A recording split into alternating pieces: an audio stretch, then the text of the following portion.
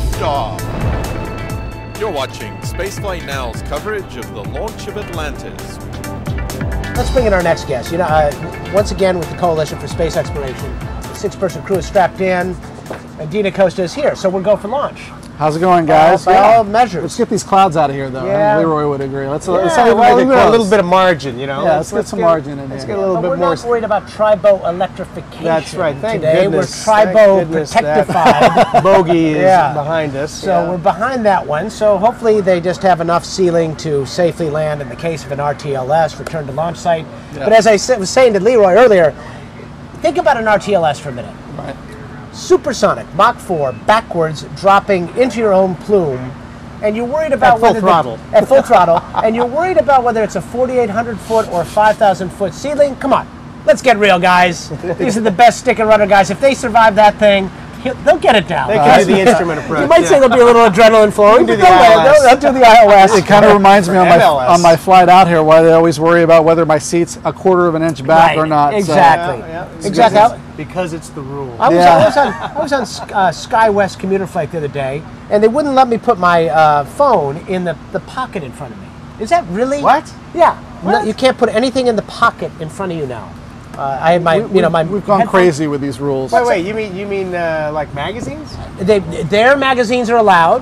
Their barf extra bag is allowed. magazines, But my book, my phone, and my Bose headsets, no can do. I'm like, what is that all about? Wow. Anyway, we have digressed significantly We here. have digressed. Why don't we just do it? What grinds my gears? Like Peter Griffin kind of thing on Family Guy. What grinds my gears? I'm telling you, that grinds my gears. Well, you know what grinds my gears right now? We were just talking about it. President Obama goes to China, and the NASA administrator should be in the delegation. There are other cabinet level secretaries there. NASA is not a cabinet level operation, but it certainly is high visibility, and given the Chinese space program, at the risk of using a trite metaphor, given that he's going to China, but let's read tea leaves here. What does that mean to you? Should we be worried? Well, I think not so much worried as I'm disappointed in the missed opportunity. I mean, here, as communicators, as a broadcaster, know your audience, right? And we know that the president needed to go and to help calm the nerves of the Chinese that own almost $1 trillion of our debt, right? But one of the things that we know that the Chinese are committed to, and Leroy knows better than any of us that's been out there, is that they are committed to space, and they see this as an opportunity for growth.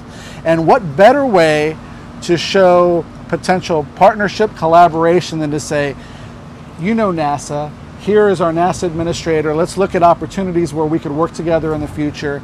And I think that, again, would have raised that profile, and I just think it's a missed opportunity. And we know that we need the president to make a quick decision here on the future of NASA and what we're going to do from a policy standpoint. I realize health care reform is sucking all the oxygen out of Washington, and you're a Washington animal, or were. You're recovering now. I'm sure there's a 12-step program for this, but we'll talk about that later too. There is. But the point is this. I was with some people, for example, the other day on the Hill on the Transportation Committee. I was doing a story on infrastructure, and they're like, you know what? We don't have anything to do with healthcare. We are ready to do a transportation bill. This is important. Infrastructure is important. Why can't we focus just for a few minutes on this and multitask that? And the same goes for space. I agree. This is important. It is not necessary to kick it down, kick the can down into 2010. Or who knows when, let's hope first part of 2010, to make a decision on this. I mean, he was on the Augustine Commission. We've got, you gave him 5 options. How long does it take you to look at the menu, right? Yeah, I agree, and as the Coalition for Space Exploration, and you're familiar with our group, we're a group of industry companies that couldn't have said it any better than what you just said. We figured the Augustine panel has pulled together some good options. We as the coalition feel like we've been on the right path going forward, but let's make a decision. We think that it's important for our country to invest in this, and for the world. I mean, as people that are inhabitants of this planet, we think that space exploration is important to do, and it's not something that you woulda, coulda, shoulda. Let's make this commitment, and let's go forward and make this happen. Well, help me understand the ways of Washington for a moment, but not too much, because I'm afraid it'll infect me like a virus. No. But what is it that, what is the mindset that says, okay, we're doing healthcare, we can't even talk about transportation or space? It's just impossible to even do that. What is the thought that if you distract in any way, you take the momentum away from what is the priority item? Yeah, that's exactly it. I think it's political capital too. So the president's not going to come out and talk about space or talk about transportation or anything else, because his focus and what he's trying to do is build this coalition for healthcare. We need to do the same thing for space. We need to show our elected officials that we care as constituents, that this matters to us. Now we're seeing these tea parties and these other folks that are gathering saying that their views on healthcare. We need to see those same kind of power, whether it's reach out to your elected official with letter writing or calls to let them know that this matters to you, that yes, you care about healthcare, yes, you care about Afghanistan, yes, but space is something that needs to be part of the dialogue. And the fact that we haven't done it well enough to get out there, elected officials are saying, well, then that's something we need to worry about, because I'm not hearing about it. I've got it. Let's have T0 parties. What do you think? T0 parties. T0 party. I think it's an excellent idea. Let's organize it. And let's, you know what we'll do? We'll get a bunch of model rocketers together.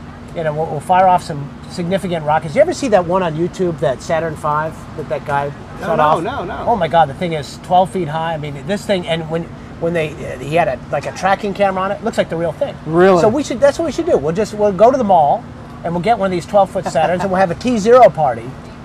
I think we're onto something. Hey, we got this tweet up. Why don't we get those folks organized? We'll build ask a tent them, there. say, come on, let's go meet us in I think DC. we planted the seed of an idea here, but there should be a little groundswell out there. And for those of you who are out there and care about this stuff, we're interested in all ideas like that, because I think the fact is, if you care the least bit about space, if you care about, okay, and let's just say for a moment you don't. You wouldn't be watching me right now, but let's for a moment you don't. Okay, hypothetically, do you care about the nation being competitive? Everybody should care about that. Do you care about our kids embracing STEM, science, technology, engineering, mathematics? You should care about that. All of these things are part of the whole space picture. And to ignore it, we ignore it at our own peril. So, well, and just to build on that, Miles, I mean, the Coalition for Space Exploration has done 2 projects this year where we've gone out to measure how Americans and how folks feel about their space program. And we raised some of those same questions. You got healthcare, you got wars, you got this uncertain environment when it comes to the financial community. And people, even in the midst of all those challenges, say space is a priority, and it's not something that we should walk away from, because they recognize that young people today that go out and study math and science and the hard subjects, that if they don't see that there's something for them to do past that, exciting, that they're not going to go and study those things. Hey, China's looking at that, India's looking at that, Russia, they see the importance of trying to organize young people and give them that carrot to go out and do the tough things. And I think that we would be making a grave mistake, and it's with 2 young daughters, I want our country to stay committed to doing the hard things and the innovative things, and that's what makes this country great.